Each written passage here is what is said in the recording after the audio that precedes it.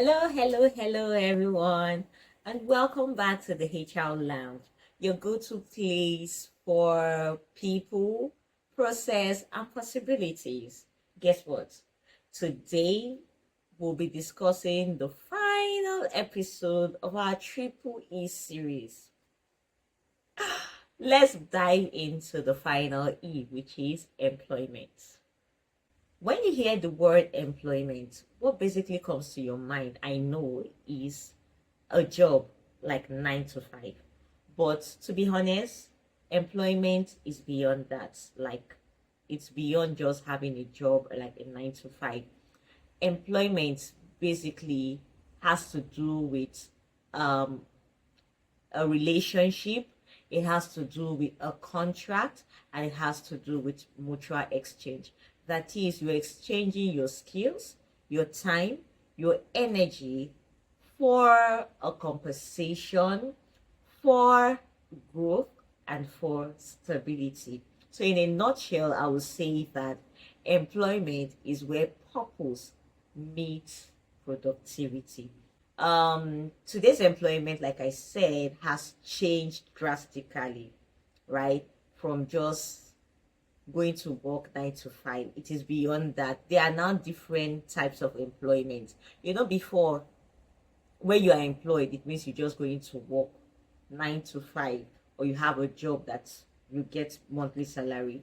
But now it has evolved, like I mentioned, and there are now different types of employment. You have the full-time, you have the part-time, you have the freelance, you have the gig, you have, even with the way the work is being carried out, you have the hybrid mode, you have the physical one, you have the portfolio, you have the digital mode. So it has evolved. Basically, it's no longer like a 9 to 5 that you must be present and it must be full-time. You get that? So employment has indeed evolved, just like employees and employer that have evolved over time. So employment, like I said, is no longer just about the 9 to 5. It's now having meaning.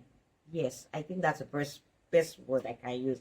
Employment is now a meaningful contribution to the organization.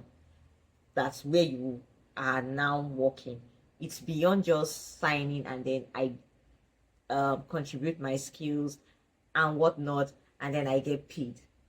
It is a meaningful contribution. It is about intentionality. It's about flexibility, because as things are changing, the mode of employment is also changing. Okay, so let's look at the rights and possibilities of employment. Sounds funny, right?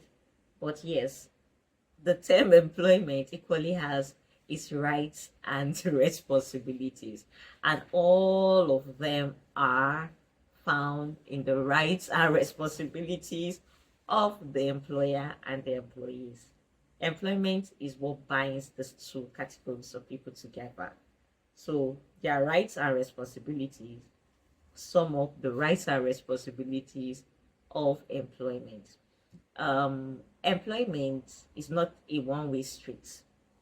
It is a mutual understanding between the employer and the employees. It's that relationship that both of them must have. So let's start with the responsibilities of the employees. So it is a responsibility, right and responsibility of the employee to be committed. Remember when we did employee satisfaction and employee engagement? So that engagement, it is the rights and the responsibilities of the employees to be engaged, that's be committed to their job. Aside just contributing your skills, your talent, in exchange for compensation, you need to be committed. You need to go over and beyond to ensure that where you're working, you're giving in your best, you're doing the needed results. So employees need to be committed, you need to be result driven. Yeah, you need to be result driven, and you need to be ethical. In that word, ethical, you need to be ethical in order to make the workspace safe and conducive for other employees. The rights and responsibilities of the employer falls on fair pay. Yes, it is the rights and the responsibility of the employer to ensure that the pay is fair based on industry standard and research. It is the rights and the responsibility of the employer to ensure that employees have good working condition, and also they have opportunities for growth. All of these, combine them together, you have the rights and the responsibilities of the word employment. So I'll say that mutual respect is the foundation. Yes, is the foundation of a healthy employment. So mutual respect between the employer and the employee gives you a healthy employment relationship. Please, you can take that to the bank. I said what I said. So when both sides, that both the employer and the employee, they show up fully, that's keeping to their rights and their responsibilities, then you see that the workplace becomes a space of what? Possibility. It becomes a result-driven environment. It becomes a safe and conducive working environment, and people will thrive. So please, let mutual respect reign in the organization. Okay, now that we know the concept of employment and we've looked at what it used to be and what it is now, I'd like us to look at the future of employment. Even as we look at the future of employment, there are three things that, in my opinion, the future of employment should consider. Is that the word? Consider? Yes, should consider or would happen. Okay, we're talking about the future. So the future of employment should have these three things, basically.